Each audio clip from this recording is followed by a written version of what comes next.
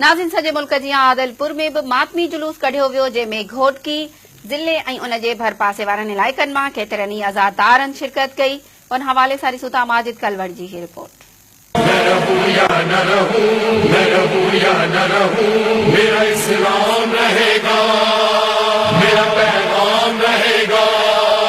मैं रहूं या न रहूं, मैं रहूं या न रहूं। जी नाज़रीन, मुल्क जी जो आदिलपुर शहर में इमाम बरगाह जाफर सादिक अलैहिस्सलाम मातमी जुलूस बरामद थियो है। मातमी जुलूस में सिंधु समेत घोटकी के मुख़्तलिफ़ शहर में अज़ादार मातमी जुलूस में शरीक थिया आहिनि। जॾहिं त चक सखर पनवाकुल ऐं ॿिनि शहरनि में मातमी जुलूस में मातम जी सियाज़नी ऐं मातम करण लाइ पहुता आहिनि।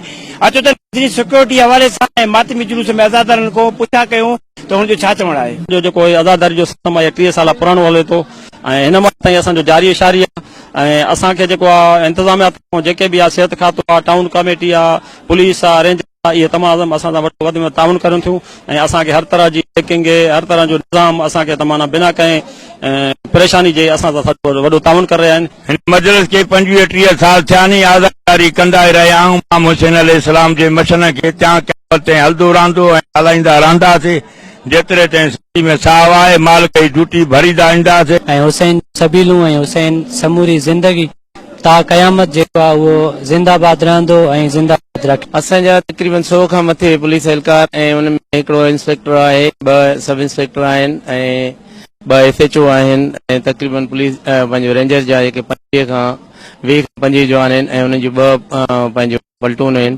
तक़रीबन जेको 2 मोबाइलूं उन्हनि जूं अॻियां पोइ असां सां गॾु प्रोसेशन सां हली रहियूं आहिनि। सिक्योरिटी बिल्कुलु सख़्तु आहे ऐं बिल्कुलु असांजा हेठां मथां जवान जेके बि आहिनि सुठे नमूने सां ड्यूटी ॾेई रहिया आहिनि।